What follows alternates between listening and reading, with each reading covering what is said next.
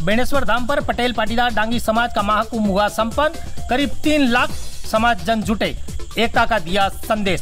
सलूम्बर राजस्थान के डूंगरपुर जिले के अंतर्गत बेणेश्वर धाम पर पटेल पाटीदार डांगी समाज का महाकुंभ संपन्न हुआ। करीब 3 लाख तक समाज जन जुटे, जिसमें सैकड़ों की संख्या में वाहनों के द्वारा बेणेश्वर धाम पहुंचे, जहां पर साबला बस स्टैंड से लगाकर बेणेश्वर मार्ग तक कुछ घंटों के लिए पूरा जाम लग गया, जहां यातायात को पुलिस ने मय जाब्ते से वाहनों को सुचारू करवाया। सैकड़ों की संख्या में पटेल पाटीदार डांगी समाज के लोग पंडाल में पहुंचे। डॉक्टर गीता बेन पटेल ने समाज के महाकुंभ को संबोधित करते हुए शिक्षा एवं महिला के लिए अधिक से अधिक शिक्षा में भागीदारी सुनिश्चित हो, समाज की एकता पर जोर दिया। पूर्व विधायक पुष्कर डांगी ने भी समाज को संबोधित किया। उदयलाल डांगी ने कहा कि राजनीति कोई भी पार्टी हो, पर राष्ट्रीय पार्टियों से 5-5 टिकटें मांग रही है। जो भी हो, पार्टी समाज को टिकट देगी, समाज उसको ही साथ देगा। वहीं हीरालाल डांगी जाडोल ने भी पटेल समाज को एकता में जोड़ते हुए संदेश दिया। वहीं शिक्षा एवं राजनीति से जुड़कर समाज की सेवा करनी चाहिए। जो भी पदाधिकारी बनकर बैठा है और समाज की सेवा नहीं करनी है तो उसे त्याग पत्र दे देना चाहिए।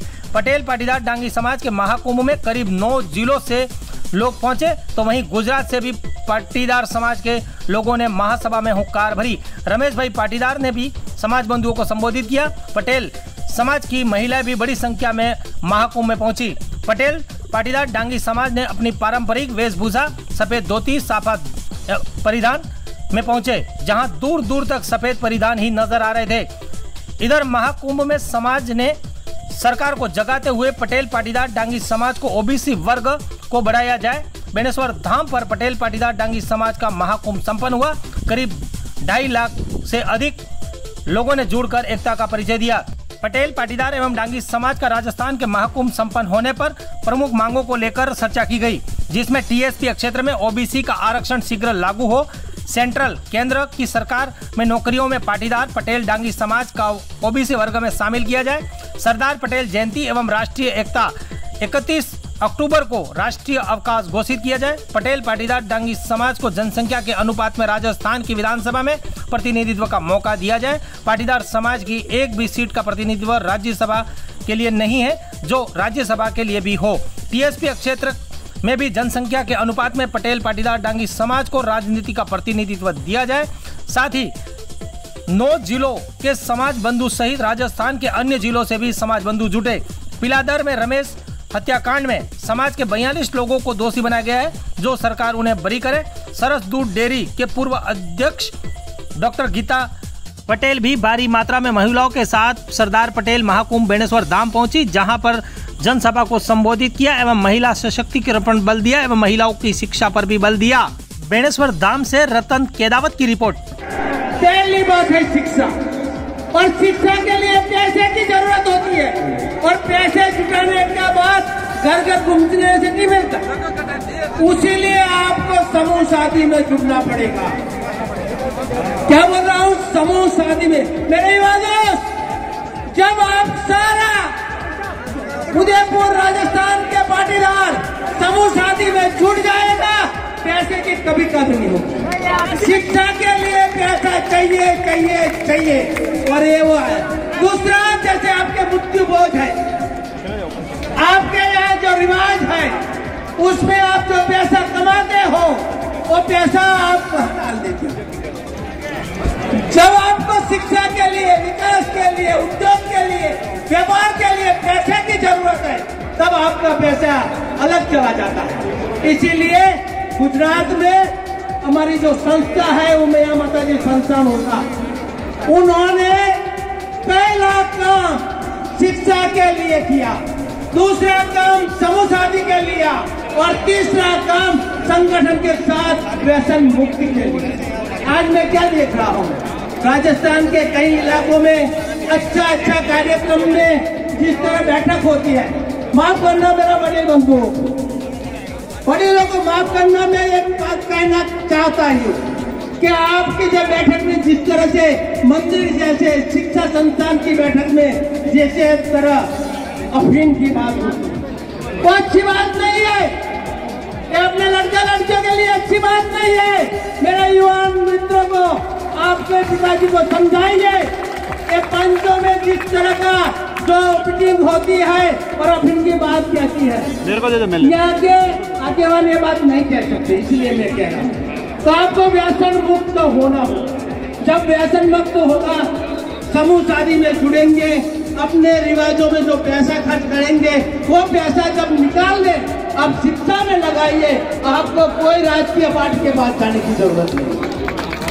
गुजरात ने 30 साल तक यही किया है। गुजरात के हर दोखले में, हर समाज में, हर तहसील में, हर डिस्ट्रिक्ट में और महानगरों में पाटीदारों ने शैक्षणिक संस्थाओं के लिए काम किए, छात्रावास खोले। आज हम चिंतन बदल रहे हैं, हम तालुका लेवल पर तो काम नहीं करते, अब हम बड़े बड़े अहमदाबाद है, राजकोट है, सूरत है, उसमें बड़े काम के लिए हम वहाँ पैसा जुटाते हैं और हमारे लड़का लड़कियों के उच्च शिक्षण के बारे में बात करते हैं। मैं कुछ बाद में छोटी छोटी मीटिंग में आपके साथ बात करूंगा, लेकिन आज जो मैंने जो बात आपके रखी है, कभी मुझे से ज्यादा बुलाया हो और मेरे वडीलों को कभी दुख लगा हो, लेकिन ये करना पड़ेगा और करना पड़ेगा, कहीं समाज आगे जाएगा।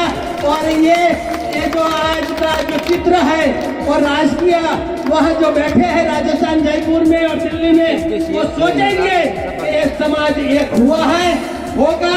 और इलेक्शन के बाद मेरे युवाओं, सामाजिक विकास के लिए आपको जुट जाना है। आज 4 महीने तो आप राजकीय से जुट जाओ, लेकिन 4 महीने के बाद सभी युवाओं को सामाजिक जीवन जीने की तैयारी रखनी पड़ेगी। यही बात के साथ हमारा जो सम्मान किया, इसीलिए आपका बहुत बहुत धन्यवाद। बहुत धन्यवाद सर।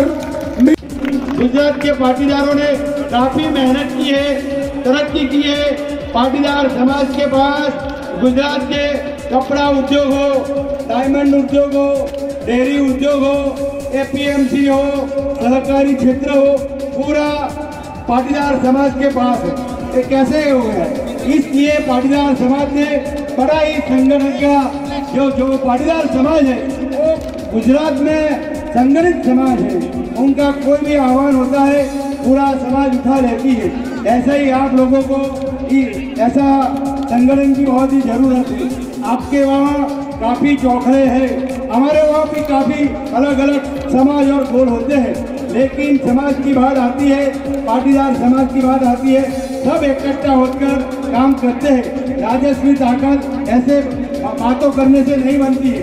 राजस्वी ताकत बतानी पड़ती है सरकार को, दिल्ली सरकार हो या राज्य सरकार हो, अपनी जो मांगे हो उनकी पढ़ने के लिए आवाज उठाना पड़ता है। इस आवाज को बुलंद करने के लिए ऐसा सम्मेलन बुलाना पड़ता है। समाज के आगे वाले लोगों को, जिम्मेदार लोगों को आगे बढ़ाना होता है, उनके साथ आप लोगों को खड़े होना पड़ता है। ऐसा ही राजस्व ताकत बनती है, हमारी मांगों ऐसे ही पूरी होती है।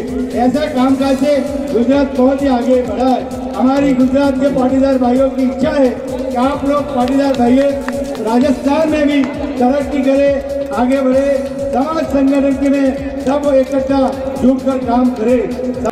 न्यूज 24 पब्लिक लाइव चैनल को सब्सक्राइब, लाइक और शेयर